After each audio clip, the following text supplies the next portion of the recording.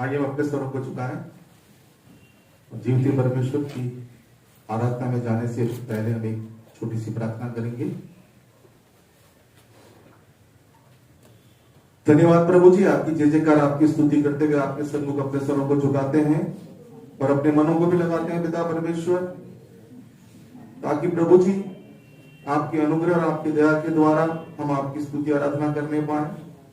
हम धन्यवाद करते हैं पिता परमेश्वर पिछले सप्ताह की तमाम आशीषों के लिए जो आपके वसीले से हमने पाई।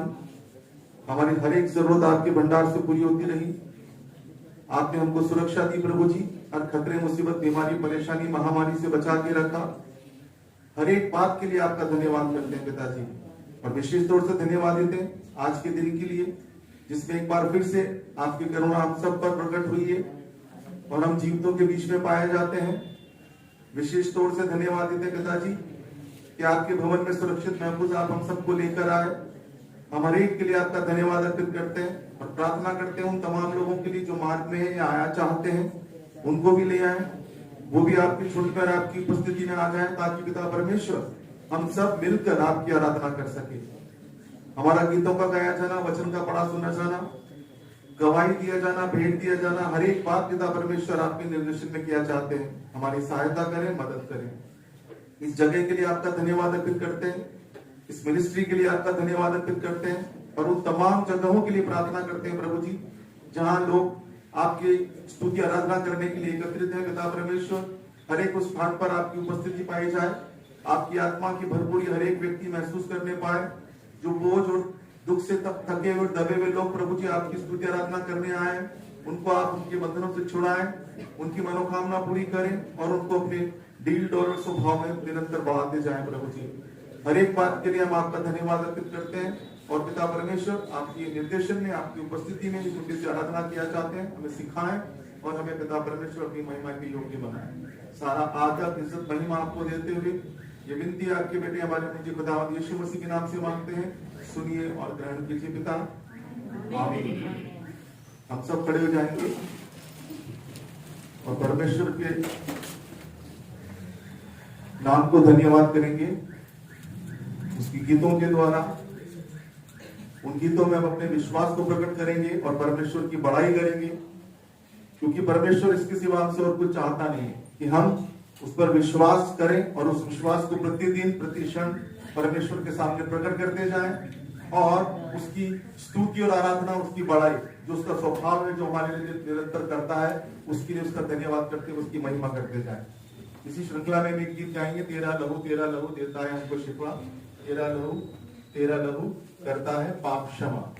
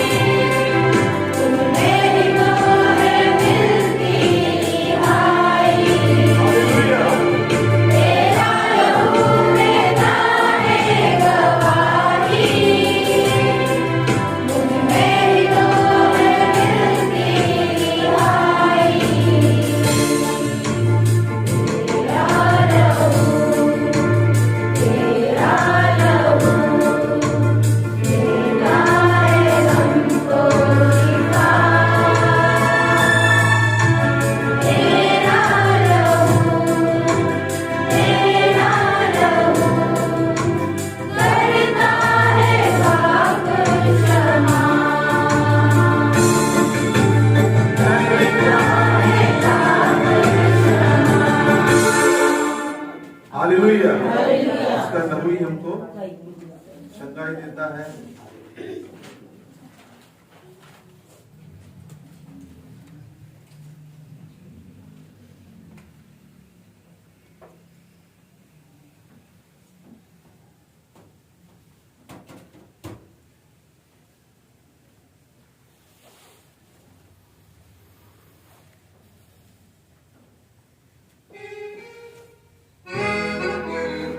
एक गीत और गाएंगे हम, यीशु जैसा कोई भी नाम नहीं। वचन में लिखा है स्वर्ग और पृथ्वी के नीचे सिर्फ एक ही नाम है और उसके जैसा कोई दूसरा नाम है नहीं।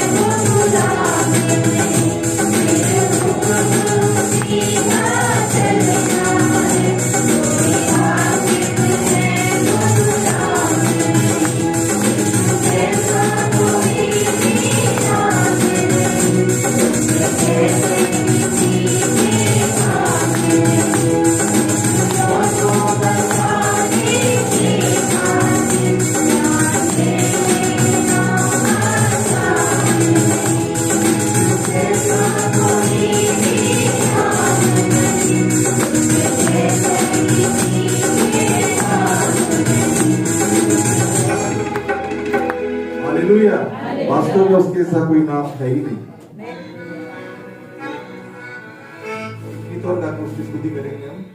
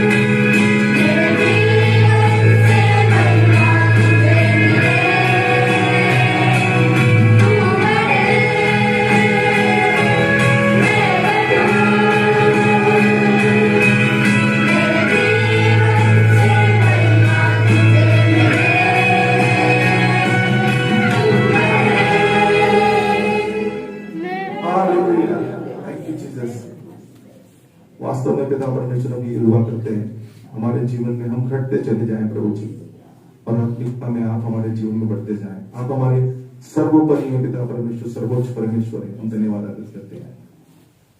आइए छोटी सी प्रार्थना के साथ सभा को आगे बढ़ाएंगे। धन्यवाद प्रभु जी, एक बार फिर से आपके चरणों में आते हैं तमाम आशीषों के लिए, अनुग्रह के लिए और आपकी आत्मा की भरपूर के लिए धन्यवाद अर्पित करते हैं प्रभु जी। आगे पूरी आराधना आपके साहित्य में क्या चाहते हैं, हमें शहरी की सहायता मदद करें और अपने नाम को हम पर एक बार और से भरपूरी से प्रकट करें, ताकि पिता परमेश्वर एक एक जन आपकी सेवा महिमा के इस्तेमाल किया जा सके। सारा आदर इज्जत महिमा आपको देते हुए ये विनती आपके बेटे हमारे मंजी पिता यीशु मसीह के नाम से मांगते हैं, सुनिए और ध्यान दीजिए पिता, आमीन। और अभी समय वचन संहिता पढ़ने का, हम वचन संहिता पढ़ेंगे साम्स 49 वर्स 1 to 11, वचन संहिता 49 1 से 11 तक, और इसको पढ़ने में अंजलि हमारी सहायता करेगी।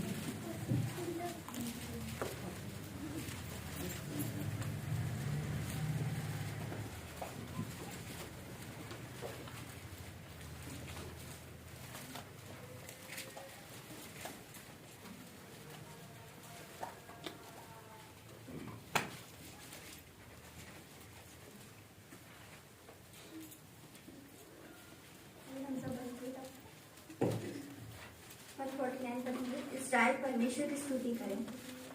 49 only 49।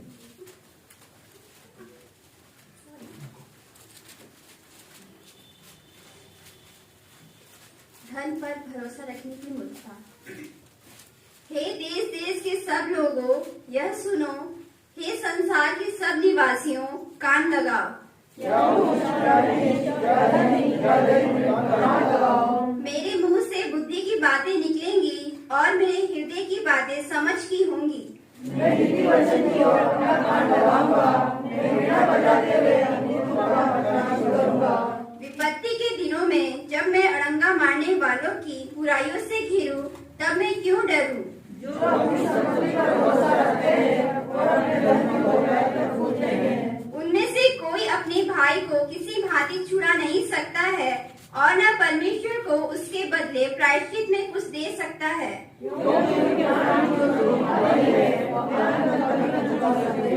कोई ऐसा नहीं जो सदैव जीवित रहे और कब्र को न देखे।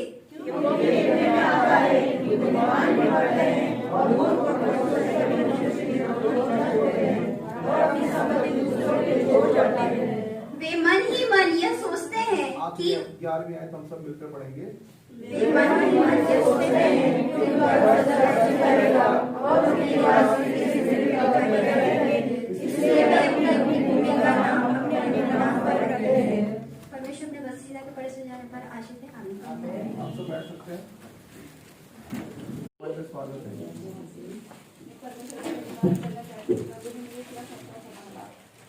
और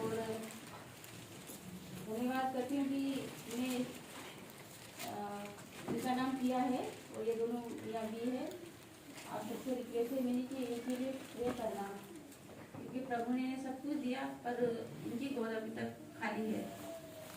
और मैंने इनको नहीं, इनके पापा को मैंने परमेश्वर के वचन सुनाए थे बहुत दिन, कम से कम साल हो गया उसकी बात को।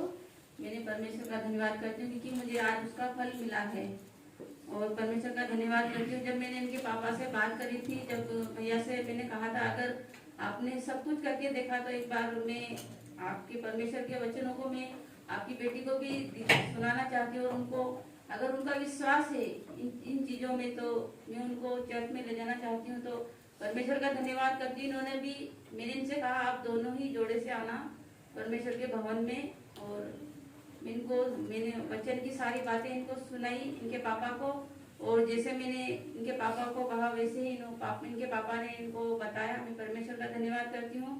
और मैं इनको यहाँ लाने के खातिर में मुझे गांव जाना था। मैं परमेश्वर का धन्यवाद करती हूँ क्योंकि पहला काम मेरा ये था, इसलिए मैंने गांव का कैंसिल कर दिया और इनको मैं यहाँ लेके आई परमेश्वर की महिमा के लिए।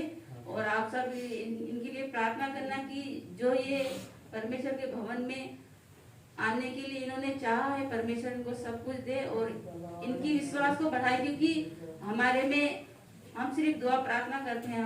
मैं आपका नाम प्रिया, और आपके पति का सूरज। आप प्रिया और सूरज के लिए प्रार्थना करना। क्यों? परमेश्वर इनके द्वारा ही इनके घर में, बाकी ये भी मूर्ति पूजा करने वाले हैं। मैं परमेश्वर का धन्यवाद करती हूँ। और कुनाड़ी रहते हैं ये, आप कुनाड़ी रहते हो ना? आप कुनाड़ी में रहते हैं ये। मेरी बात हुई थी इनके प्रिया के पापा से हुई थी। मेरे भैया से कहा था आप सुबह उनको भेज देना, मैं उनको अपने साथ चर्च ले जाऊंगी। और आप सब प्रार्थना में इनको हर समय हर घड़ी याद किए। और मैं चाहती हूँ कि हर शुक्रवार अपन उपवास के साथ अपनी कलीसिया में इकट्ठे होकर इनके लिए प्रार्थना करें, क्योंकि परमेश्वर अपने फल को कभी नहीं भूलता है। और जैसा हम परमेश्वर से मांगते हैं, प्रभु आगे से आगे हमारी व्यवस्था को पूरी करता है, क्योंकि हमारा भरोसा है, क्योंकि हमने सब कुछ पाया है। वैसे ही परमेश्वर इनके जीवन में भी वो कार्य करे और आगे के लिए, अपने लिए और अपने सगतपुरा कलीसिया के लिए, सगतपुरा के लोगों को परमेश्वर इस कार्य के लिए चुने। मैं यही परमेश्वर से प्रार्थना करती हूँ और धन्यवाद करती हूँ मम्मी और अनिशा और आरती को परमेश्वर सही सलामत गांव से लेके आया। अभी जो महामारी चल रही है, सुन रहे हैं कि पहले की तरह ही लॉकडाउन लगने वाला है। मैं परमेश्वर का धन्यवाद करती हूँ कि हमारी कलीसियाएं बंद ना हो और हम कलीसिया में निरंतर मिलते रहें। और जो भी महामारी है, परमेश्वर उन्हें हम सबको बचा के रखे और आगे हर समय हर घड़ी हम परमेश्वर की संगति में सब मिलते रहें। इसी में परमेश्वर से दुआ करती हूँ। और आप सब मिलके प्रिया और उसके हस्बैंड के लिए प्रार्थना करना कि परमेश्वर उन्हें विश्वास में बढ़ाए और उनका विश्वास ही उन्हें हर एक चीज दे। सबको जय मसीह की।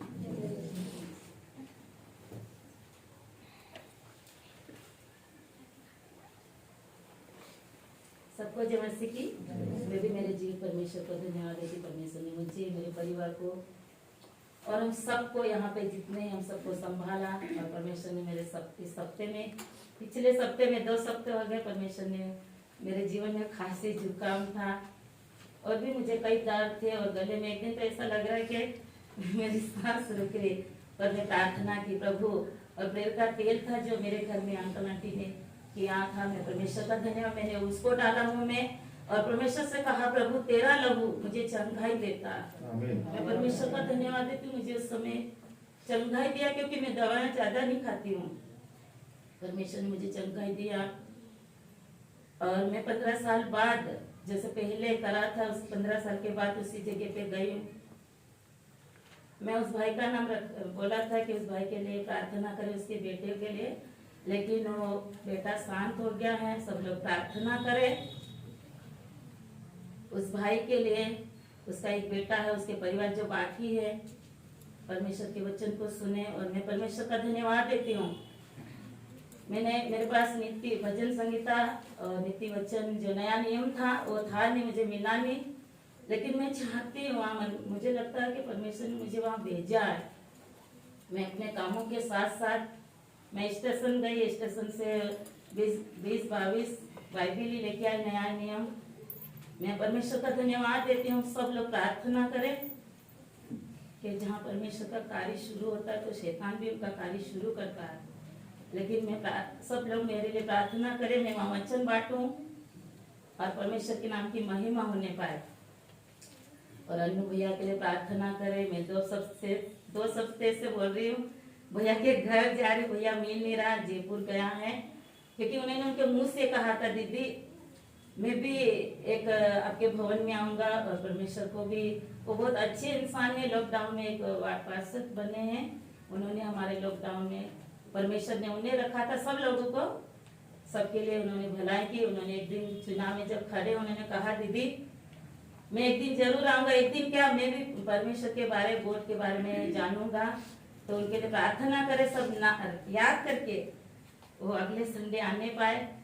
और मैं परमेश्वर का धन्यवाद देती हूँ। मुझे नहीं पता, पर मेरी आत्मा, मैं इतना धर्मी नहीं हूँ, परमेश्वर से प्रार्थना करती प्रभु मैं पापी हूँ, हम सब पापी है संसार में।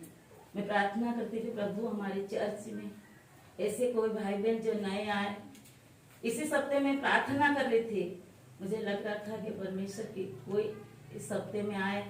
परमेश्वर इन बहन, दोनों भाई बहन को परमेश्वर लेके आया। मैं परमेश्वर का धन्यवाद हूँ। सब प्रार्थना करे। और पहले जो लॉकडाउन लगा था कई कई अपने स्थानों पे रुक गए कहाँ और वापस सब परमेश्वर ने मिला। हम सब प्रार्थना करें प्रभु से, परमेश्वर हमारी प्रार्थना को सुनता हमेशा। मुझे विश्वास है लॉकडाउन पहले जैसा कह रहे, हमारे गांव में भी सब कह रहे कि लॉकडाउन वापस लगने वाला है, लेकिन परमेश्वर के महान अनुग्रह दया हम पर बनी रहे, लॉकडाउन ना लगे और हम हर दिन प्रतिदिन जैसे पहले हर साल में जो खुशियां मनाते क्रिसमस की, वो भी हम सब मना पाए। हम सब प्रार्थना करें, उपवास के साथ भी प्रार्थना, मेरा मन करता है मैं हर दिन उपवास करके उस परमेश्वर के प्रार्थना करूं परमेश्वर से, और हम सब आने वाले समय में जो हमारी इच्छा नहीं परमेश्वर की इच्छा पूरी होने पाए, और हम सब परमेश्वर के द्वारा हम सबको परमेश्वर आशीष दे और परमेश्वर के नाम की महिमा होने पाए। आमीन। आमीन। सबको जय मसीह की।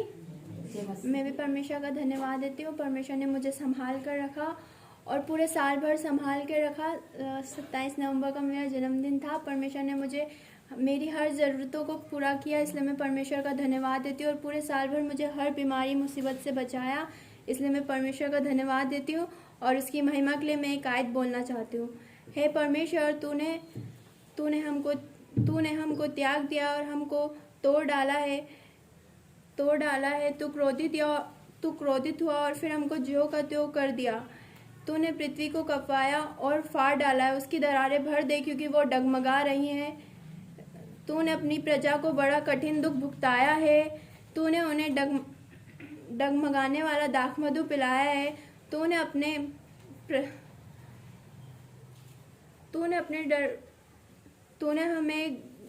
अपने डरवैयों को एक झंडा दिया कि वह सच्चाई के कारण फैलाया जाए।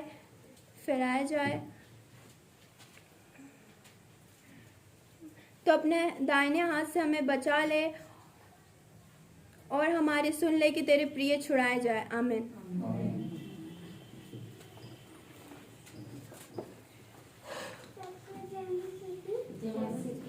नीति वचन 23 उसका 1 से लेकर 11 तक। जब तुम किसी हाकिम के संग भोजन करने बैठे तो इस बात को मन लगाकर सोचना कि मेरे सामने कौन है। यदि तो अधिक खाने वाला हो तो थोड़ा खाकर भूखा उठ जाना।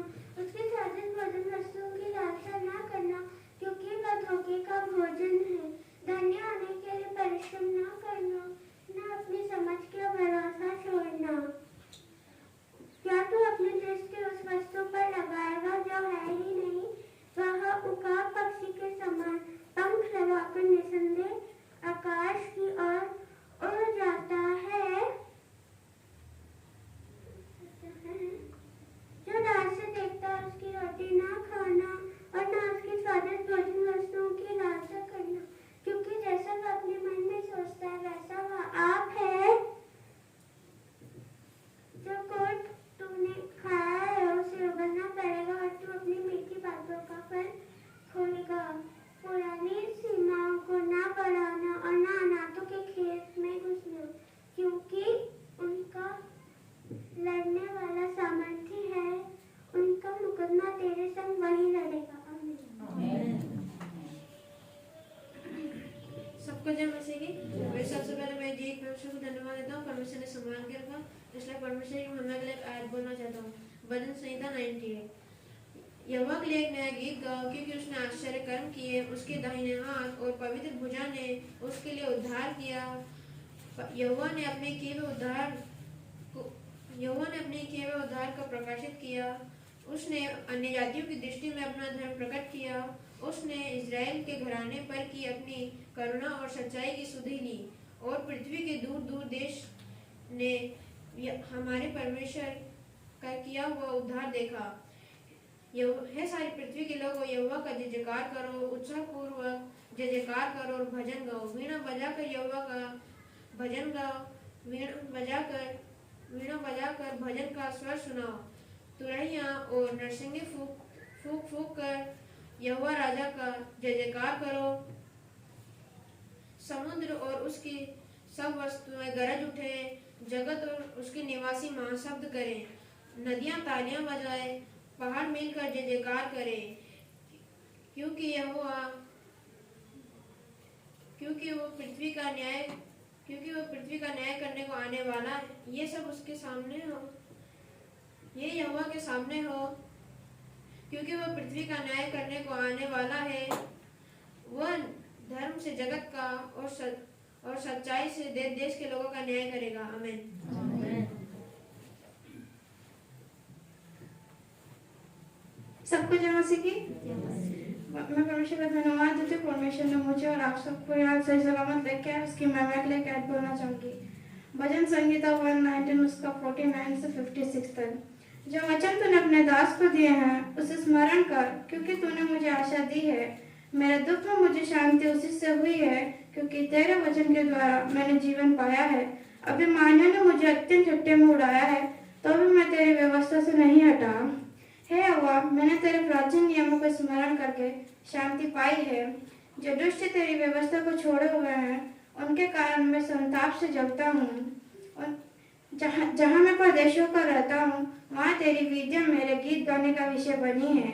हे यहोवा, मैंने रात को तेरा नाम स्मरण किया और तेरी व्यवस्था पर चला हूँ। यह मुझसे इस कारण हुआ कि मैं तेरे उपदेशों को पकड़े हुए था। आमीन।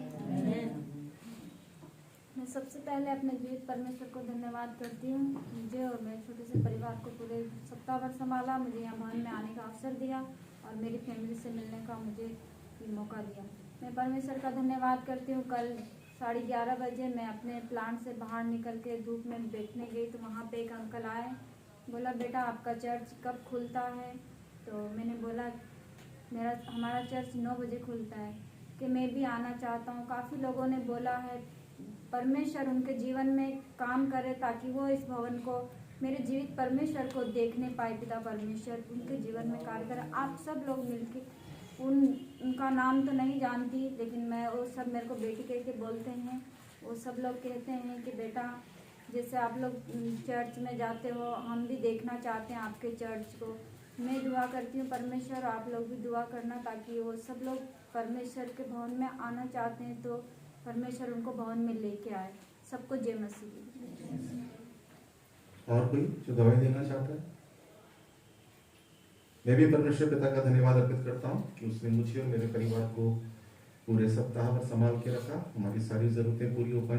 कलीसिया के हर एक परिवार को भी संभाल के रखा। विशेष तौर से कैबिन के लिए जो हम लोग प्रेयर कर रहे थे, उसके वेरिफिकेशन का यहाँ से कागज हो गया था और उसको वहाँ मिल भी गया है, इसलिए परमेश्वर के नाम की स्तुति हो। उसने वो कागज अपनी कंपनी को दे दिया है। कंपनी उसके PR के लिए और बाकी के प्रोसेस में लगी हुई है। आप लोग प्रार्थना करें कि उसका वीजा खत्म होने से पहले उसका परमानेंट वीजा वहाँ का हो जाए, इसलिए निरंतर इस बात के लिए प्रार्थना करें।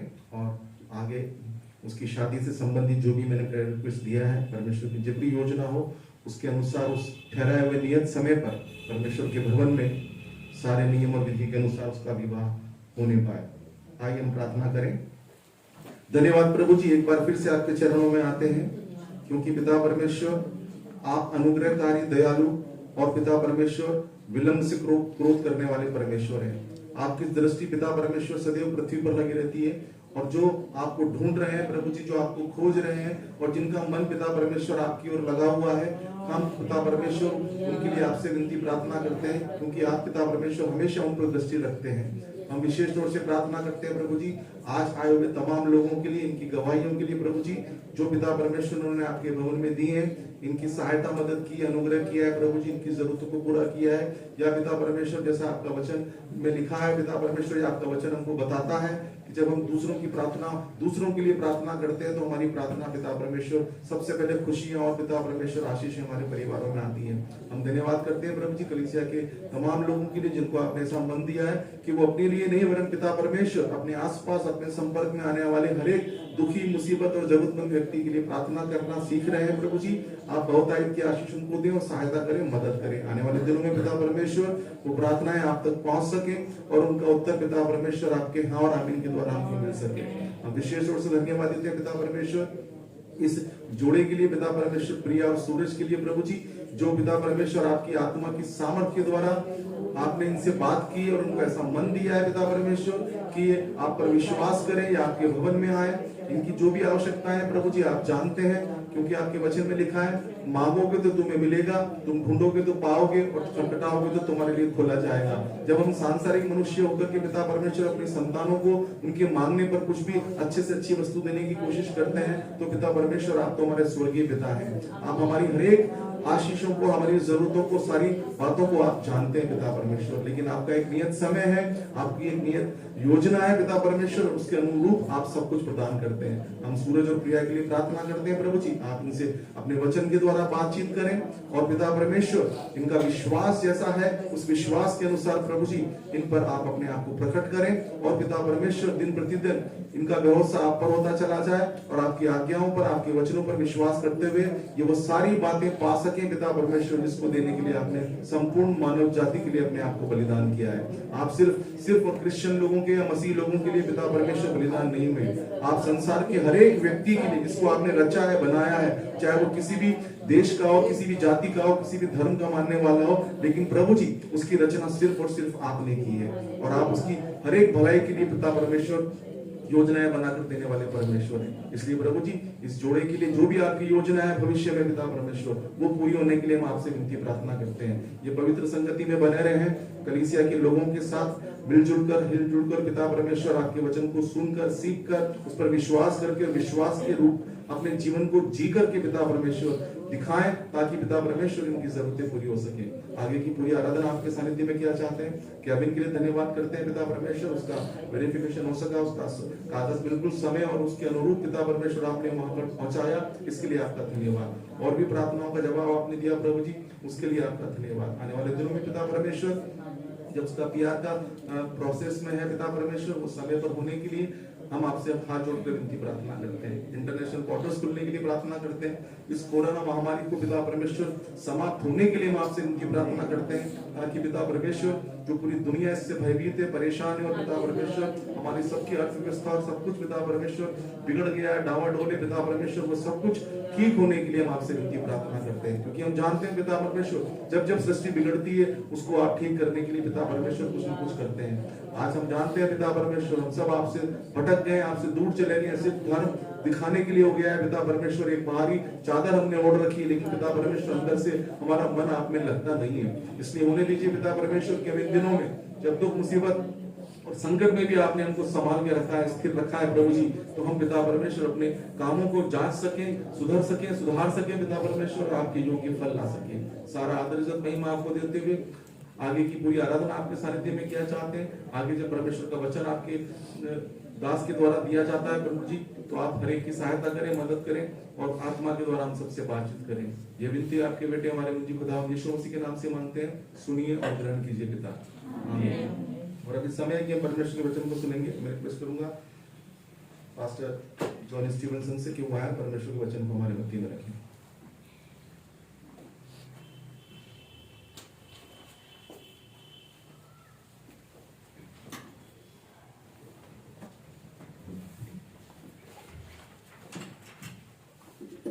Praise the Lord.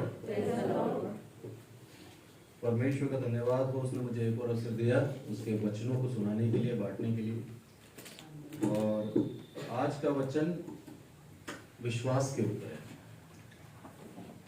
कि हमें धार्मिकता विश्वास के द्वारा मिलती है या व्यवस्था के द्वारा। इसके बीच में तर्क था, और पौलुस इस तर्क को किस तरह से बताता है वो आज हम देखते हैं। तो गलातियों की पत्री निकालते हैं हम, और उसका पहला अध्याय और कोई भी 6वीं आयत पढ़े। मुझे आश्चर्य होता है कि जिसने तुम्हें मसीह के अनुग्रह में बुलाया, उससे तुम इतनी जल्दी फिरकर और ही प्रकार के सुसमाचार की ओर झुकने लगे। क्या बोलता है पौलुस? कि मुझे आश्चर्य होता है कि जिसने तुम्हें मसीह के अनुग्रह में बुलाया, उससे तुम इतनी जल्दी फिरकर और ही प्रकार के सुसमाचार की ओर झुकने लगे। क्या था? प्रभु यीशु मसीह के जाने के बाद, स्वर्गारोहण के बाद, पौलुस जगह जगह कलीसिया स्थापित करता है, और उस कलीसिया के अंदर प्रभु यीशु मसीह का जो बलिदान है और जो सुसमाचार है कि प्रभु यीशु मसीह एक कुमारी से जन्मा और उसने पूरे संसार के लिए कोई एक विशेष जाति के लिए नहीं, पूर्ण संसार के लिए उसने क्या करा, बलिदान दिया अपना सूली पर, और तीसरे दिन जी उठा। और जो कोई उस पर विश्वास करे वो नाश ना हो परंतु अनंत जीवन पाए। ये सुसमाचार वो जगत में सुना रहा है और कलीसिया स्थापित कर रहा है।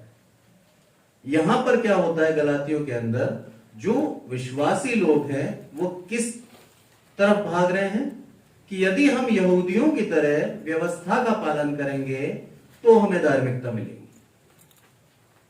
इसलिए वो बोलता है कि तुम किसी और ही सुसमाचार की ओर क्या करने लगे हो, झुकने लगे हो। व्यवस्था का अंत करने प्रभु यीशु मसीह आया ताकि जो व्यवस्था के द्वारा धर्मी नहीं बन पा रहे थे वो विश्वास के द्वारा धर्मी बने। व्यवस्था कब स्टार्ट हुई? मूसा के समय में। और प्रभु यीशु मसीह से आने से मूसा लगभग 1500 साल पहले आया था। और मूसा ने जब वो व्यवस्था दी तो वो 1500 साल से वो यहूदी उस व्यवस्था को मान रहे थे। उस व्यवस्था के द्वारा उनके अंदर बदलाव नहीं आ रहा। वो व्यवस्था को एक खेल समझ चुके थे कि हमें पाप करना है और फिर पाप बलि देके हम मुक्ति पालेंगे।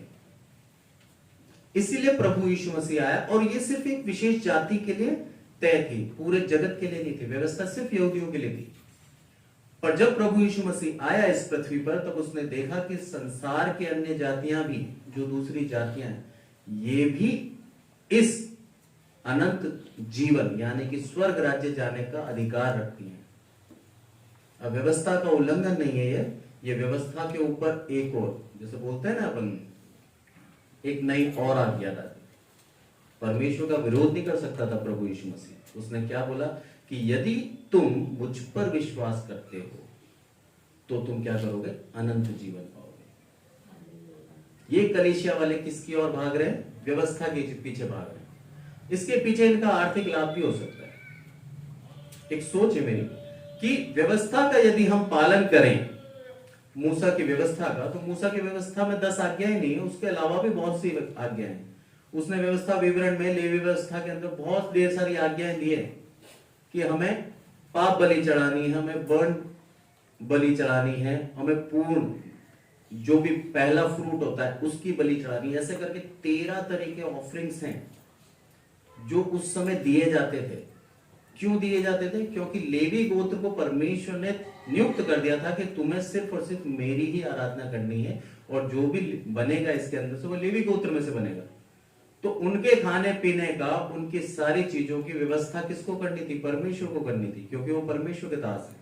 इसलिए इतनी ढेर सारी ऑफरिंग्स रखी ताकि मनुष्य आता जाए, दूसरे गोत्र का देता जाए और इनका सब कुछ चलता है। पर आज कोई फिक्स है क्या? कोई एक गोत्र कह सकता है कि मैं ही इसके अंदर से पासवान बनूंगा? नहीं। हर एक मनुष्य को परमेश्वर ने क्या दे दिया? अधिकार दे दिया कि यदि वो परमेश्वर के पीछे सच्चे मन से चलता है और परमेश्वर पे विश्वास करता है, प्रभु यीशु मसीह को अपना उद्धारकर्ता ग्रहण करता है, तो वो अपने वचन सुना सकता है। और वो जो बैरिकेड था ना वो तोड़ दिया। इसलिए अब उन व्यवस्थाओं का पालना भी जरूरी नहीं रहा, महत्वपूर्ण नहीं रहा। इसलिए आगे वो बोलता है पौलुस, परंतु दूसरा समाचार है ही नहीं। जो मैंने बता दिया ना सुसमाचार कि प्रभु यीशु मसीह ही एकमात्र है जिसके ऊपर हमें क्या करना है? विश्वास करना है, और वो हमें अनंत जीवन तक ले जा सकता है। और उसके अलावा अगर हम विश्वास ना करके व्यवस्थाओं के पीछे चलेंगे तो ऐसा कुछ है ही नहीं। क्या बोलता है वो? दूसरा समाचार है ही नहीं। पर बात यह है कि कितने ऐसे कहते हैं कि जो तुम्हें घबरा देते हैं और मसीह के सुसमाचार को बिगाड़ना चाहते हैं। ऐसे बहुत से हैं जो घबरा देते हैं तुम्हें, ऐसा नहीं करोगे तो ऐसा हो जाएगा साहब। आज भी कई बार हमें कोई बड़ा आके जो अपने आप को ज्ञानी समझता है कुछ बोल दे तो हम थोड़ा सा गड़बड़ा से जाते हैं। अरे तुमने अगर ऐसा नहीं करा तो इतना नुकसान हो जाएगा। यदि हम सच्चे मसीह हैं और परमेश्वर के ऊपर विश्वास करते हैं तो उसकी बातों को नहीं मानेंगे। पर आज लोगों को डरा डरा कर उनसे धन लिया जा रहा है। इतना चंदा डालें तब आपकी प्रार्थना सुनी जाएगी। बहुत से हैं, यूट्यूब पे भी देख सकते हो आप, और बहुत से ऐसे बन चुके हैं संघ जो यही काम कर रहे हैं। पैकेज बना दिया है, ये बीमारी है, इतने 1000 रुपए सबमिट कराएं तब आपकी ये प्रार्थना चालू होगी। कहीं लिखा है बाइबल के अंदर? कहीं भी नहीं लिखा। सिर्फ अपनी आर्थिक लाभ के लिए वचनों को तोड़ मरोड़ देते हैं, और इस कारण से ये यहां भी वो बोलता है, पर ये आज से नहीं हुआ, ये उसी समय से चल रहा है। मनुष्य उस समय से ही लोभी था। और क्या बोलता है वो कि वो सुसमाचार को बिगाड़ना चाहते हैं, परंतु यदि हम या स्वर्ग से कोई दूत भी उस सुसमाचार को छोड़ जो हमने तुमको सुनाया है, कोई और सुसमाचार तुम्हें सुनाए तो श्रापित हो। कितनी बड़ी बात बोली है पौलुस ने। हम यानी कि मैं पौलुस और मेरे जो साथी हैं वो लोग, या फिर कोई स्वर्ग से भी उतर जाए ना और ये बोले कि प्रभु यीशु मसीह को मत मानो, उसके ऊपर विश्वास करने से तुम्हें कोई फायदा नहीं होगा, तुम ये व्यवस्था को मान लो, इससे तुम्हारे पाप शुद्ध हो जाएंगे, तो वो श्रापित है। क्योंकि आज पाप की क्षमा सिर्फ मसीह के लहू से है। आज कोई भी बलिदान हम चढ़ा दें, उससे हमारे पाप की क्षमा नहीं है। पाप की क्षमा हमें सिर्फ और सिर्फ परमेश्वर प्रभु यीशु मसीह के लहू से मिलती है, और वो उसके बलिदान के द्वारा हुआ।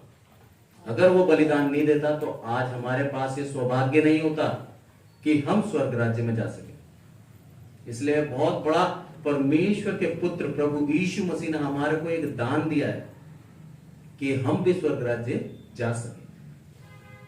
इसी का 15वां अध्याय पढ़ते हैं हम, 15वीं आयत पढ़ते हैं दूसरे का, गलातियों 2 का 15 भी पढ़े।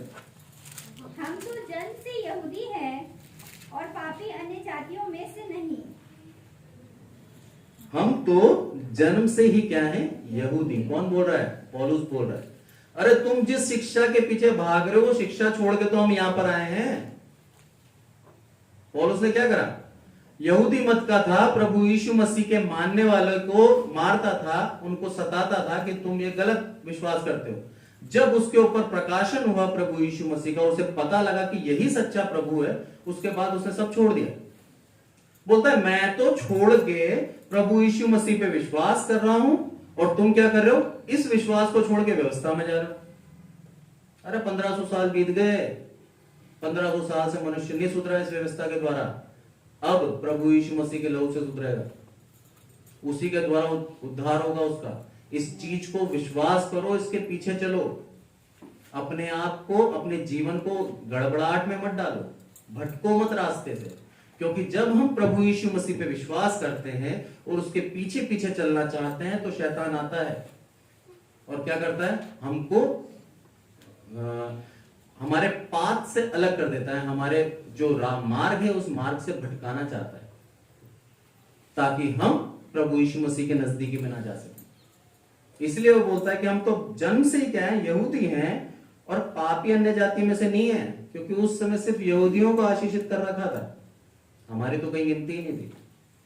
और क्या बोलता है? तो भी ये जानकर कि मनुष्य व्यवस्था के कामों से नहीं, पर केवल यीशु मसीह पे विश्वास करने के द्वारा धर्मी ठहरता है, हमने आप भी मसीह यीशु पर विश्वास किया, और हम व्यवस्था के कामों से नहीं पर मसीह पर विश्वास करने से धर्मी ठहरे। इसलिए कि व्यवस्था के कामों से कोई प्राणी धर्मी नहीं ठहरेगा। साफ कह दिया उसने कि हमने भी ये करा है कि व्यवस्था को, कामों को छोड़कर हमने क्या करा है? धार्मिकता ग्रहण करने के लिए प्रभु यीशु मसीह पे विश्वास किया है। उसी के द्वारा क्या है? धार्मिकता हमें मिलेगी। यही एकमात्र रास्ता रह गया है। और क्या बोलता है लास्ट में? कि इसलिए व्यवस्था के कामों से कोई प्राणी धर्मी नहीं ठहरेगा। हमें हमारे जीवन में अगर मसीहत को समझना है तो विश्वास करना अनिवार्य है। हर एक प्रार्थना का जो उत्तर मिलता है हमारे विश्वास के द्वारा मिलता है। प्रभु यीशु मसीह के सामने इतने लोग आए कि साहब मुझे चंगा कर दो। प्रभु यीशु मसीह सबसे पहले क्या बोला? तेरे विश्वास के अनुसार तेरे साथ। उसके अंदर विश्वास था कि प्रभु यीशु मसीह मुझे चंगा कर सकता है, वो चंगा हो गया। इसी के लिए आज भी हमें क्या है? विश्वास जरूरी है। इफिसियों 2 का 8 में क्या बोलता है? कि विश्वास से धार्मिकता है।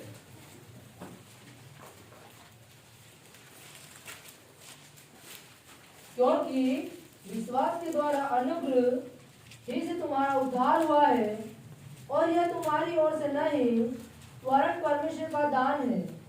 साफ कह दिया इफिसियों के अंदर कि क्या है, क्योंकि विश्वास के द्वारा अनुग्रह ही से तुम्हारा उद्धार हुआ है। Page number 266। और तुम्हारी ओर से नहीं वरन परमेश्वर का दान है। ये चीज हम पर दान की तरह दिया गया है, हमने इसको अर्जित नहीं किया है। प्राइस जो होता है ना, उसको हमें क्या करना पड़ता है, कमाना पड़ता है। हमें ऐसे नहीं मिलता प्राइस, मिलता है प्राइस फर्स्ट आना पड़ेगा तब जाके हमें प्राइज मिलना, उसके लिए मेहनत करनी है। ये दान है। जैसे बच्चा फेल होता है ना, तो उसे बाई ग्रेस पास कर देते हैं। उसने मेहनत करी कि उन 4 नंबरों के लिए नहीं करी ना, उसको दान में दिए गए। हमें जो ये अनुग्रह मिला है, जिसके द्वारा हम आज विश्वासी कहलाते हैं, धर्मी कहलाते हैं, ये परमेश्वर के पुत्र प्रभु यीशु मसीह की ओर से दान है जो हम लोगों को मिला है। और इस दान का हम सही उपयोग करें और अपनी धार्मिकता को सही रूप से चलाएं विश्वास के द्वारा, ना कि हमारे कामों के द्वारा हम उसके अंदर प्रफुल्लित होते जाएं और हम ये बोलें, घमंड ना हो इसलिए दिया है दान के रूप में। नहीं तो लोगों के अंदर घमंड आ जाता कि साहब मैंने इतना काम करा है इसलिए मैंने ये लिया है। घमंड का मौका ना है मनुष्य के अंदर, से परमेश्वर ने क्या कर दिया, दान में बांट दिया सबको। तीतुस 3:5 में क्या कहता है, ये चीज को दूसरी तरह से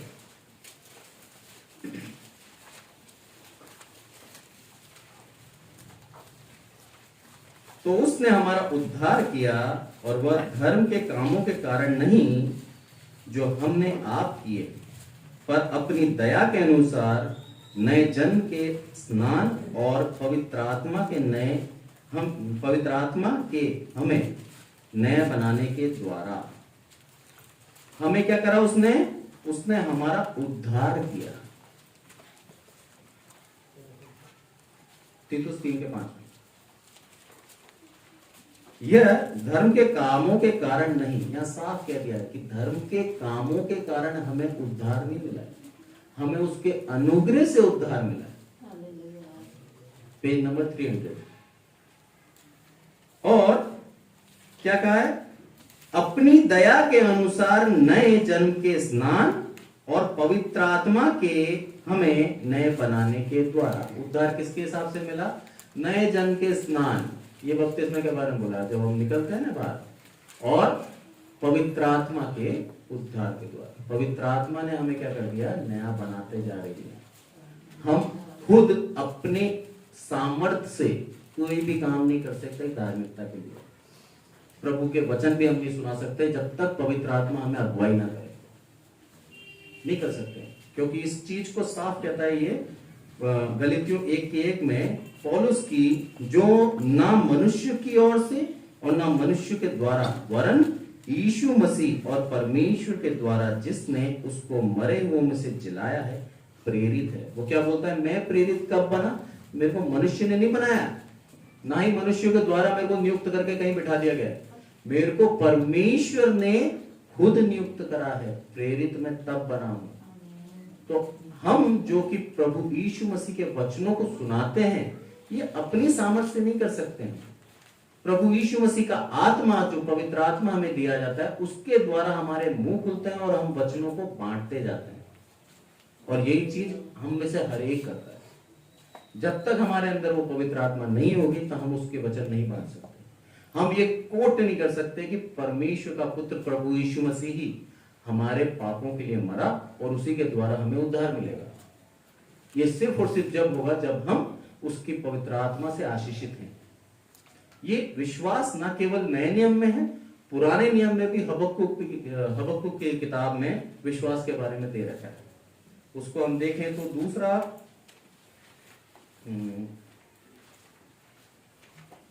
हबक्कुक की किताब है और उसका दूसरे का 4।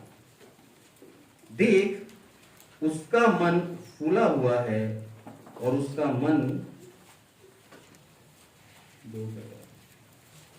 देख उसका मन फूला हुआ है और उसका मन सीधा नहीं, परंतु धर्म धर्मी अपने विश्वास के द्वारा जीवित रहेगा। यहां पर भी क्या बोल दिया कि धर्मी किसके द्वारा जीवित रहेगा? विश्वास के द्वारा। तो विश्वास की जो प्राथमिकता है वो ना केवल नए नियम में है, पुराने नियम के अंदर भी हमें विश्वास की प्राथमिकता मिलती है। हमें यदि अपने जीवन के अंदर जीवित रहना है, धर्मी व्यक्ति को यदि जीवित रहना है, तो हमें क्या करना पड़ेगा? विश्वासी बनना पड़ेगा। यहां पर क्या है?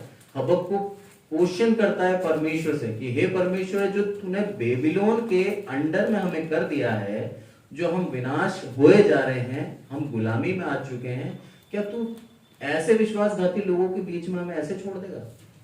तब क्या बोलता है परमेश्वर? उत्तर दे रहा है ये कि धर्मी अपने विश्वास के द्वारा जीवित रहेगा। मैं देखना चाहता हूं कितने अब धर्मी हैं। हम जब परेशानी में फंसते हैं तो हमारी परेशानी के अंदर वो हमारे विश्वास को परखता है, और यदि हम हमारे विश्वास में स्थिर हैं तो परमेश्वर हमारे जीवन से फिर आश्चर्य काम करता है, हमारे जीवन से उसकी महिमा होती है। इस बहुत ही आसानी से पौलुस समझाता है इन वचनों को, और आगे वो बोलता है परंतु यदि हम स्वर्ग, ये तो पढ़ लेना, जैसा हम पहले कह चुके हैं वैसा ही मैं अब फिर कहता हूं कि उस सुसमाचार को छोड़ जिसे तुमने ग्रहण किया है, यदि कोई और सुसमाचार सुनाता हो तो श्रापित है। इस चीज को दोबारा बोला पौलुस ने, और क्या बोलता है कि जैसे मैं पहले कह चुका हूं ना, दोबारा कह रहा हूं ये कि यदि प्रभु यीशु मसीह के सुसमाचार को छोड़ कोई और विधि, कोई और व्यवस्था तुम्हें सिखाता है तो वे व्यक्ति श्रापित है। पर ये ऐसा नहीं है कि सिर्फ और सिर्फ विश्वास करने से हमें सब कुछ मिल जाएगा, क्योंकि एक जगह वचन में कहता है विश्वास कर्म बिना अधूरा है, तो हमें काम भी करना है उसके लिए। पर हम हमारे कामों के अंदर घमंड ना करें, इसलिए विश्वास को प्राथमिकता दी कि हम ऐसा नहीं बोले कि मैंने करा है इसीलिए मुझे मिला है, ऐसा नहीं है। विश्वास करने से हम धर्मी बनते हैं, पर हमें उस धार्मिकता के अंदर पवित्र भी बनना है।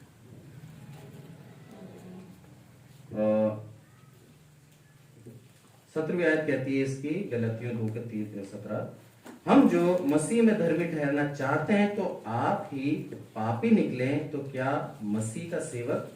मसीह पाप का सेवक है? कदापि नहीं, क्योंकि जो कुछ मैंने गिरा दिया यदि उसे फिर बनाता हूं तो अपने आप को अपराधी ठहरता हूं। प्रभु यीशु मसीह ने क्या करा? इस व्यवस्था को सबको खत्म कर दिया, और यदि फिर उसके बाद में उस चीज को वापस स्थापित कर रहा हूं तो क्या ये सारी चीजें मैं गलत कर रहा हूं। प्रभु यीशु मसीह साफ कहता है कि यदि हम पौलुस साफ कहता है कि यदि हम विश्वास के अंदर धर्मी हैं तो हमें व्यवस्था की कोई आवश्यकता फिर नहीं है, क्योंकि विश्वास ही से हमें क्या मिल जाएगा? उद्धार मिल जाएगा। हमारे कामों को हमें दिखाने की कोई आवश्यकता नहीं है, हम सिर्फ और सिर्फ ये चीज कर सकते हैं।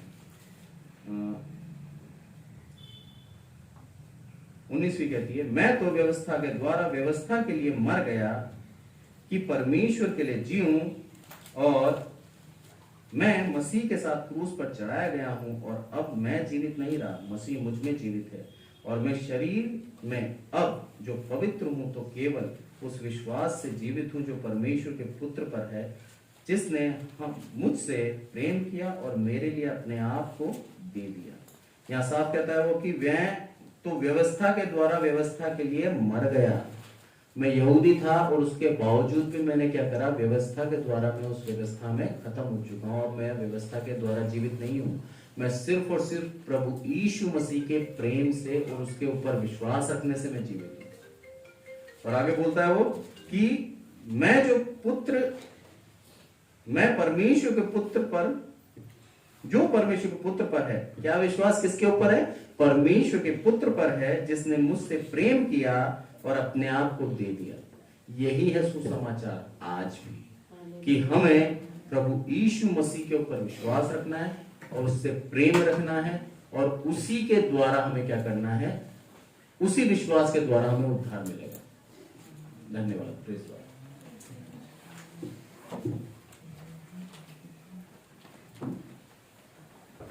आजकल ताली बजाना भूल गए क्या? थोड़ी जल्दी आ जाएगी आपको थोड़ी सी। परमेश्वर का धन्यवाद हो इस छोटे से अध्ययन के लिए। क्या अध्ययन किया हमने आज और क्या हमने सीखा? कलीसिया से मैं पूछ रहा हूं। हाँ, थोड़ा जोर से बोलो। क्या विश्वास? विश्वास क्या चीज? विश्वास क्या विषय था आज का? बोलो, जोर से बोलो। मास्क लगाना है, थोड़ा जोर से बोलो। आज किस बात पर अध्ययन कराया पास्टर साहब ने? विश्वास करते हैं तो व्यवस्था की जरूरत नहीं है। ये लड़ाई तो वहां गलतियों में भी चल रही है,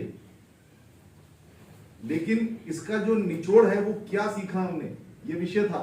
क्योंकि गलतियों की जो कलीसिया थी, जो चर्च था वहां का, गलेशियन चर्च था, वहां पर भी यही मत चल रहे थे कि हम परमेश्वर ने पुराने नियम में जो व्यवस्था, जो नियम, जो आज्ञाएं, जो विधियां ठहराई हैं, उनको मानना चाहिए हमको।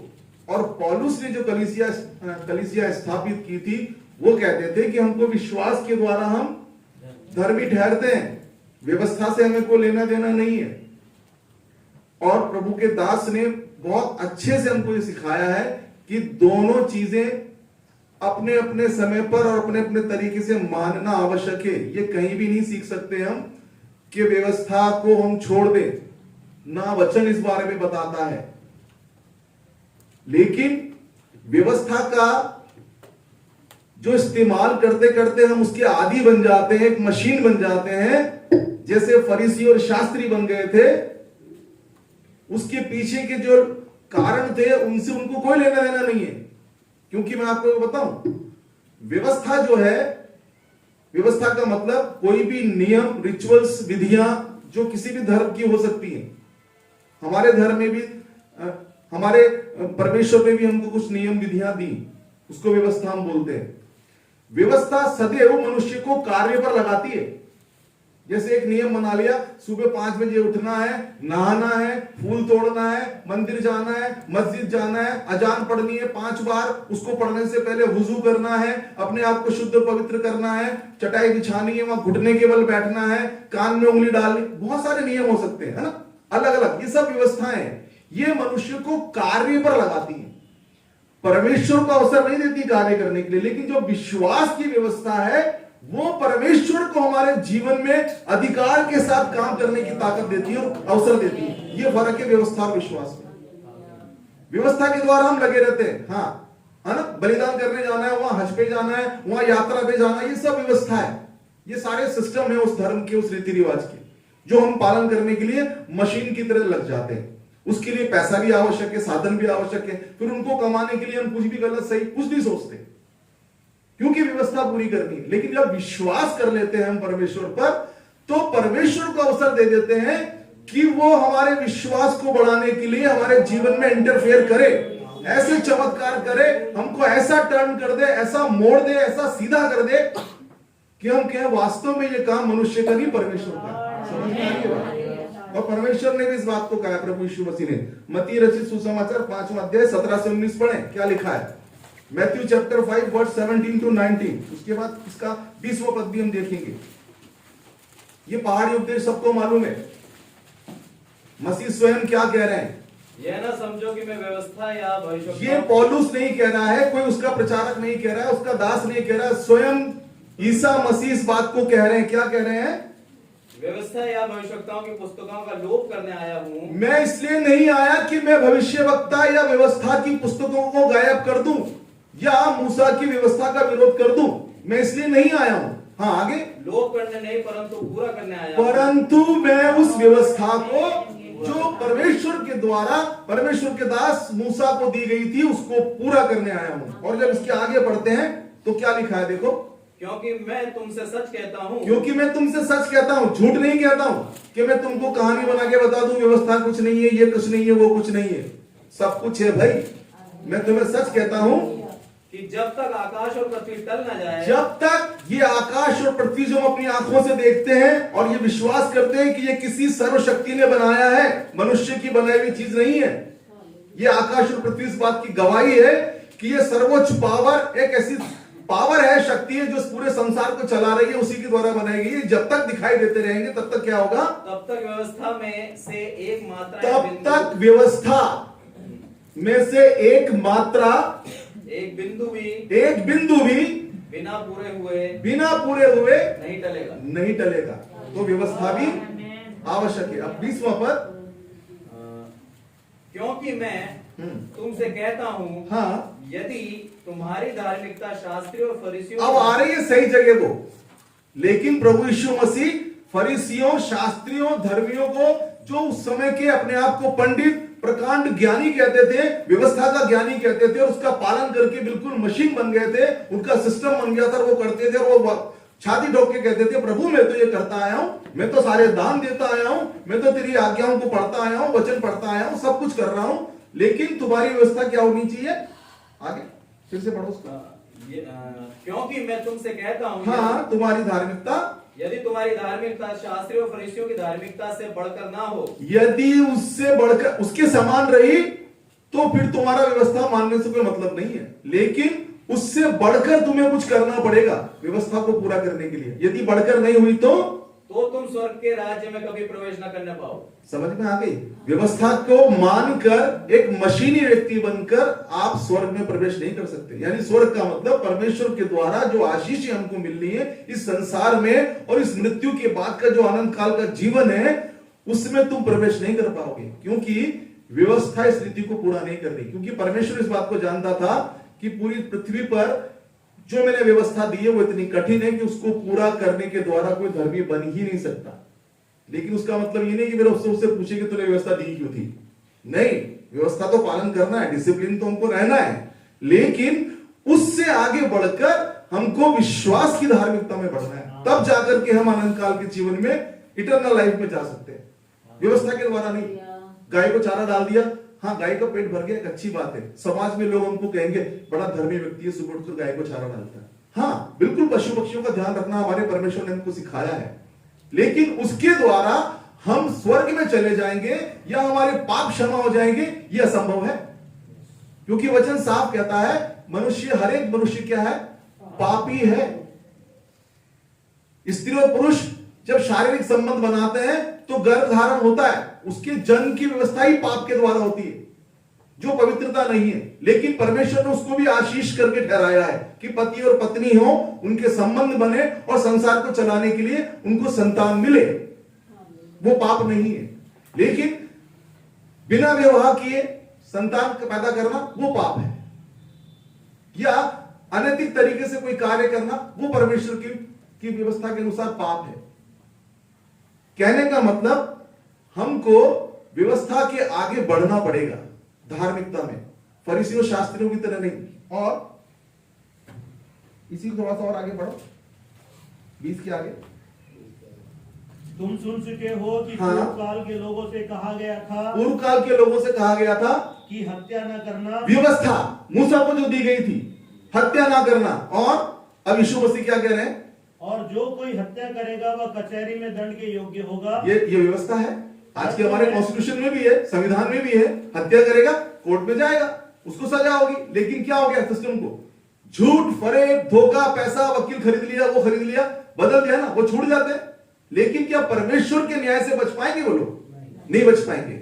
यही फर्क है धार्मिकता और दूसरी बातों में। आगे पढ़ो। परंतु मैं तुमसे कहता हूँ, हाँ, कि जो कोई अपने भाई पर क्रोध करेगा, लेकिन प्रभु यीशु मसीह कह रहे हैं कि मैं तुमसे कहता हूं कि जो अपने भाई पर क्रोध करेगा वह कचहरी में दंड के योग्य होगा। वो कचहरी में भी दंड के योग्य। कौन सी कचहरी में? वो सांसारिक कचहरी में भी एक भाई को यदि गुस्सा कर दे, कोई करते तो रिपोर्ट लिखा सकता है, वो भाई मेरे को धमकी दे रहा है। लेकिन यहां इसका इंटरप्रिटेशन जो है वो परमेश्वर की दृष्टि में है। वो अपने कचहरी की बात कर रहा है कि वो जो अपने भाई पर क्रोध करता है वो कचहरी में दंड के योग्य। आगे बढ़ो। और जो कोई अपने भाई को निकम्मा कहेगा, अरे वह क्रोध तो करना छोड़ो, उसको निकम्मा भी कह रहा है ना, तो भी वह महासभा में दंड के वो महासभा। कौन सी महासभा? सांसारिक महासभा नहीं, परमेश्वर की और उसके पवित्र लोगों की महासभा। जो अपने भाई को कोसता है, उसको गाली बकता है, वो यही कहेगा ना, अरे क्या है धर्मी, कितनी व्यवस्था को मानने वाले हो, कितने भी अच्छे अच्छे काम करने वाले हो, पुण्य करने वाले हो, लेकिन अपने भाई को निकम्मा कहते हो, तो परमेश्वर की दृष्टि में आप बिल्कुल बेकार आदमी हो। क्योंकि जो आपका खून का सगा है, जिसको आप रोज देखते हो, उसको आप निकम्मा कह रहे हो, उससे प्रेम नहीं कर सकते, तो वो परमेश्वर जिसको आपने देखा नहीं उससे कैसे प्रेम का दावा कर सकते हो? समझ में आ रही है बात? परमेश्वर की दृष्टि ऐसे देखती है। हाँ, फिर आगे, और जो कोई कहे अरे मूर्ख, जो अपने भाई को अरे मूर्ख कहे वह नर्क की आग के दंड के योग्य, वो नर्क की आग की दंड के योग्य है। क्योंकि जो अपने भाई के प्रति इस तरह की भावना अपने विचार में रखता है, अपने मन में रखता है, वो अपने भाई से प्रेम कर ही नहीं सकता। और यदि मौका आ गया तो वो अपने स्वार्थ के लिए अपने भाई की हत्या भी कर देगा, जो व्यवस्था के अनुसार क्या था? हत्या करना पाप था।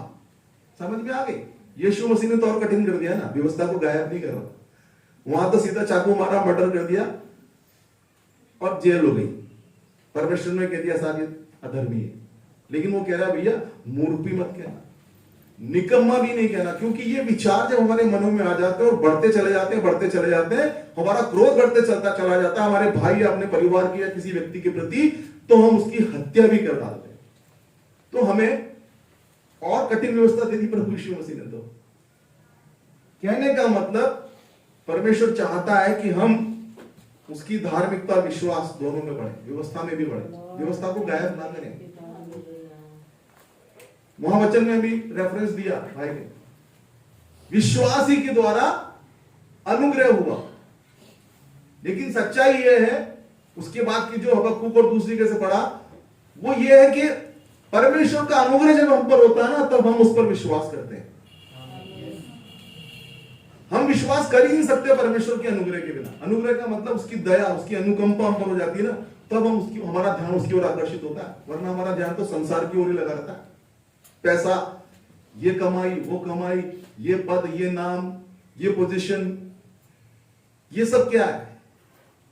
ये संसार है, इसकी चकाचौंध है जो हमें खींचती है। और परमेश्वर इसके विपरीत है एकदम, वो चकाचौंध नहीं है, जबकि वो उसकी बनाई हुई ऐसी चीजें हैं, सूरज इतनी चमक है कि हम उसको घूर नहीं सकते, तो परमेश्वर को तो देख ही नहीं सकते, लेकिन फिर भी वो अदृश्य रहता है, वो हमारे चित्त में चढ़ता ही नहीं। हमारा चित्त में तो ये पैसा, गाड़ी, घोड़ा, बंगला, मकान, जमीन, यही सब चढ़ता है।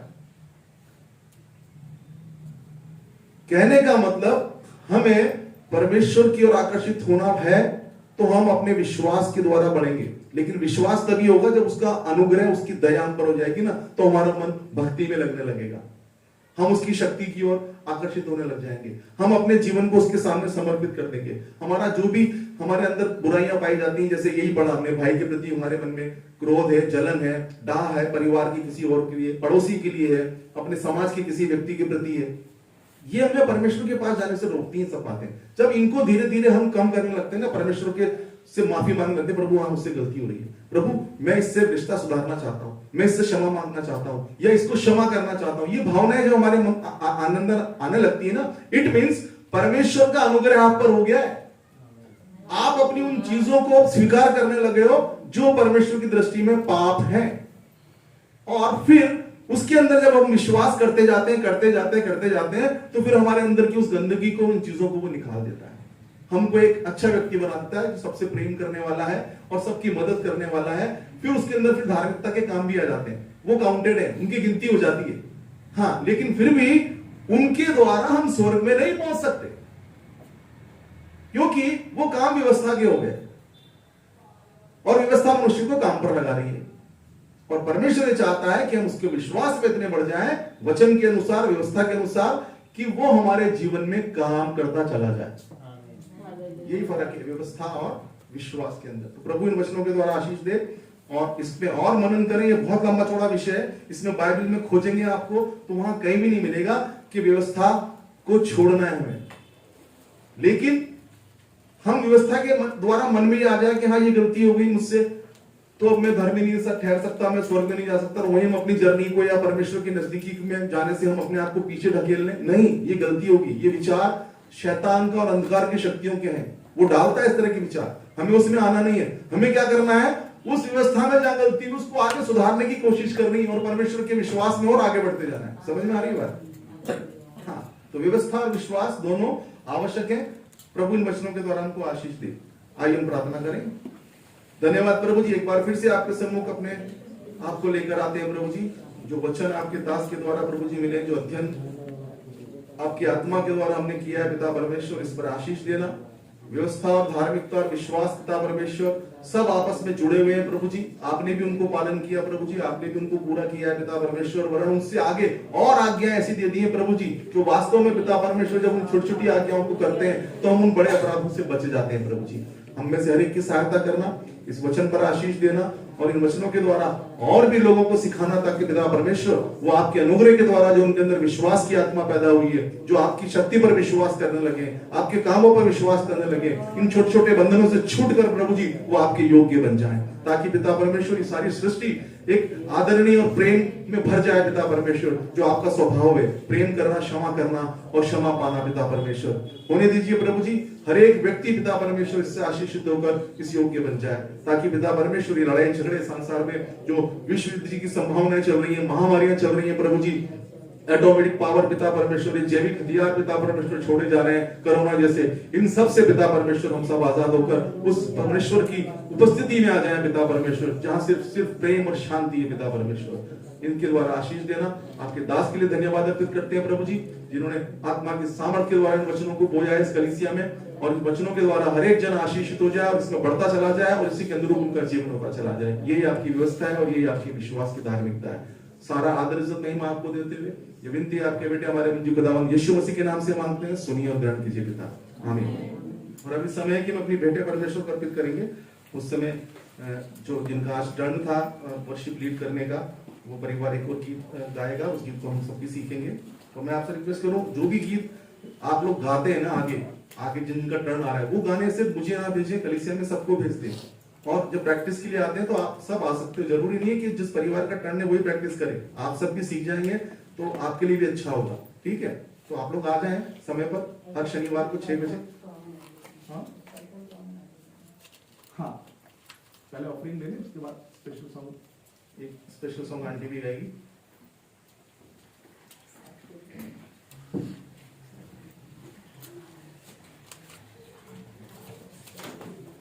हमको मिली है शांति, ये गीत हम गाएंगे।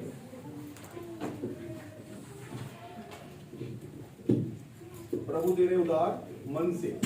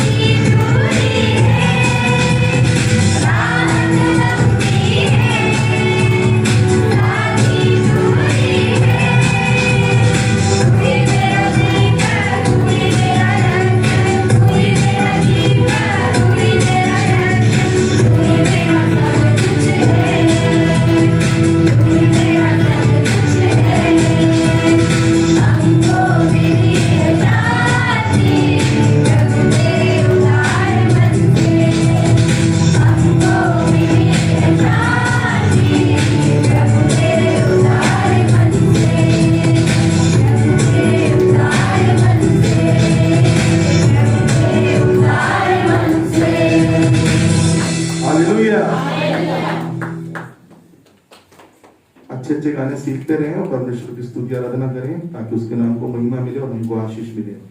एक गीत आंटी भी गाना चाह रही हैं।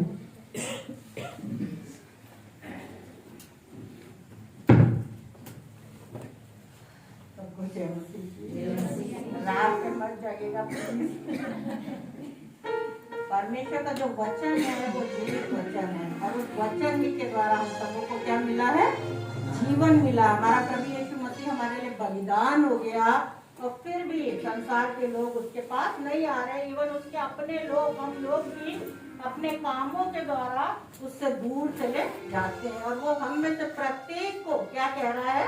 धन्यवाद करते हैं उस प्रभु का जिसने हमारे लिए अपनी जान दे दी। और हम सबको एक एक को, सिर्फ हम ही नहीं, वो सारी सृष्टि का मालिक है और वो एक एक को नाम लेकर बुला रहा। मैं धन्यवाद करती हूँ उसका उस अनुग्रह जो आज इस कलीसिया में हुआ है। और मैं धन्यवाद करती हूँ नए जोड़े के लिए, सूरज और प्रीति के लिए, क्योंकि परमेश्वर ने कहा मैंने तुझे नाम लेकर बुलाया है, तू मेरा ही है, मेरे हाथों में तेरा चित्र बना हुआ है। मैं धन्यवाद करती हूँ उसके अनुग्रह के लिए। और ये गीत इसी के अनुसार है कि यीशु मसीह हमें नाम लेकर बुला रहा है। यशायाह नबी की पुस्तक उसका 43 चैप्टर उसकी पहला वर्ष कोई भी पढ़े।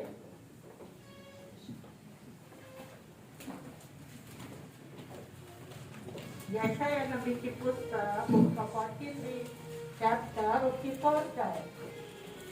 हे इस्राएल तेरा रचने वाला और हे याकूब तेरा सृजनहार यहोवा अब यूं कहता है, मत डर क्योंकि मैंने तुझे छुड़ा लिया है, मैंने तुझे नाम लेकर बुलाया है। परमेश्वर का वचन क्या कह रहा है? मैंने तुझे नाम लेकर बुलाया है। धन्यवाद करते हैं।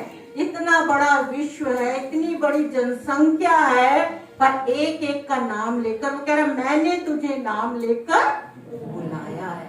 और इससे बढ़कर और हमें याद रखने वाला कोई हो ही नहीं सकता।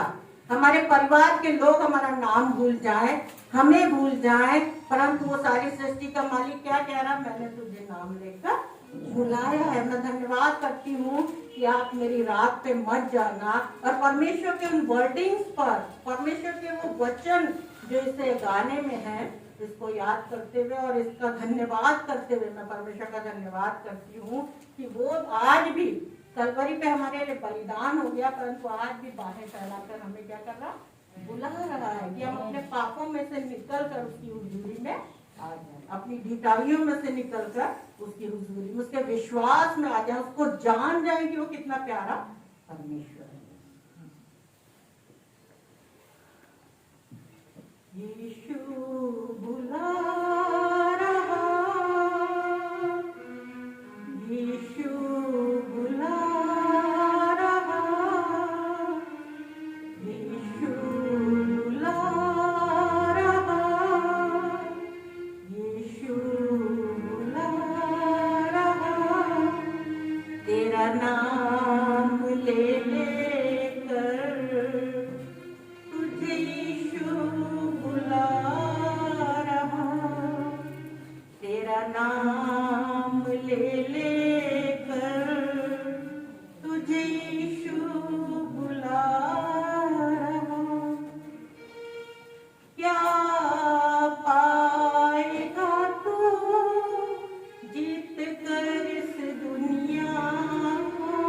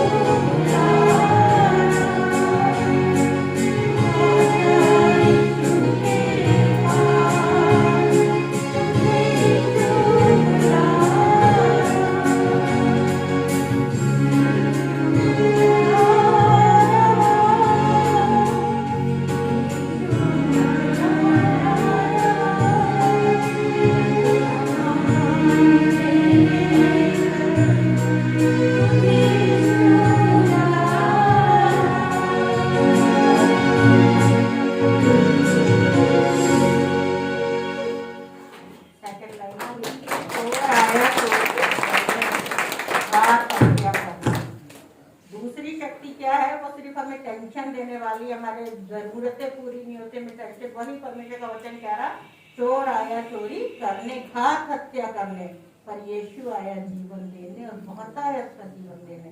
मैं धन्यवाद करती हूँ जिसका जो हमें नाम लेकर बुला रहा है, जिसके लिखा है वचन और आगे उसी में पढ़ेंगे यशायाह में, तो हमारा चित्र उसकी हथेली पर बना हुआ, हमारे अपनी आंखों के सामने हमें हर वक्त यूं देखता है। धन्यवाद कैसे करते हैं ऐसे प्रभु का, जो इतनी भीड़, इतनी जनसंख्या के बाद भी एक एक की दृष्टि पर, उसकी दृष्टि एक एक पर बनी रहती। हम जैसे अपने माँ बाप होने के द्वारा बच्चों पर हमारी दृष्टि रहती, वैसी हमारा सर्वशक्तिमान यीशु मसीह है, जिसने हमारे लिए अपने प्राण दिए और अभी भी वो बाहें फैलाकर हमें बुला। धन्यवाद करते हैं। मैं रिक्वेस्ट करूंगा पास्टर अजीत से कि वो भेंट के लिए और अंतिम प्रार्थना करके।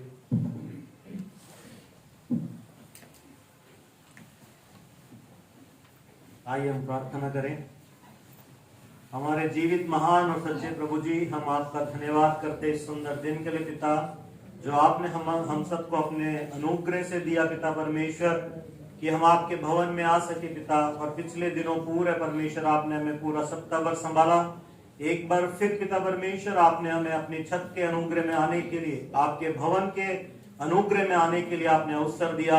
शुरुआत से लेकर अभी तक परमेश्वर आपने हमारी अगुवाई करी, अनुग्रह किया, कृपा दिया। उत्तम परमेश्वर आराधना करने के लिए, वचन सुनने के लिए, आपकी बेटी को आराधना का गीत गाने के लिए पिता परमेश्वर, और प्रभु जो कुछ हमने कमाया है प्रभु, उसमें से ही परमेश्वर हमने दिया है, हमारा कुछ भी नहीं पिता। हमारे को जो कुछ परमेश्वर आपके अनुग्रह से मिला, हमने उसमें से जो भेंट आपको दी है पिता, वो ग्रहण योग्य होने के लिए हम प्रार्थना करते हैं पिता। सारी प्रार्थनाएं पिता परमेश्वर आपके अनुग्रह में देते हैं। जितनी विनतियां प्रभु हमने पिछले दिनों में करी थी पिता परमेश्वर, जयपुर में जो परिवार पिता परमेश्वर था, उसको पूरा परमेश्वर कोरोना वायरस से वो परमेश्वर परिवार ग्रसित था, लेकिन प्रार्थना करने के द्वारा प्रभु और आपका अनुग्रह उस परिवार पे होने के द्वारा एक मेंबर परमेश्वर बचा, और बाकी सारे पिता परमेश्वर सबको आपने चंगा किया। उनको एक को भी आप चंगाई देंगे और दी है प्रभु, हम विश्वास करते हैं। कैविन के पेपर को पिता परमेश्वर आपने इतना शीघ्र भारत से वापस से पिता परमेश्वर उस स्थान पे पहुंचाया प्रभु, उनके हाथ में पहुंचाया, इसके लिए आपका लाख लाख धन्यवाद करते हैं ये सच्चे प्रभु जी। और भी पिता परमेश्वर सारी प्रार्थनाएं परमेश्वर पिता हम आपके हाथों में रखते हैं। और पिता परमेश्वर हम जो कलीसिया में एकत्रित हैं पिता परमेश्वर, आपके बच्चों के लिए जो हमारे मध्य में आए हैं प्रभु, आपके नाम से प्रार्थना करते हैं पिता परमेश्वर। प्रभु सुरेश भैया और सिस्टर के लिए पिता परमेश्वर, दोनों को पिता परमेश्वर जो आपके अनुग्रह में आए हैं प्रभु, हम प्रार्थना करते हैं इनकी जो इच्छा है प्रभु, हम प्रार्थना करते हैं पिता, आप असंभव को संभव करने वाले परमेश्वर हैं।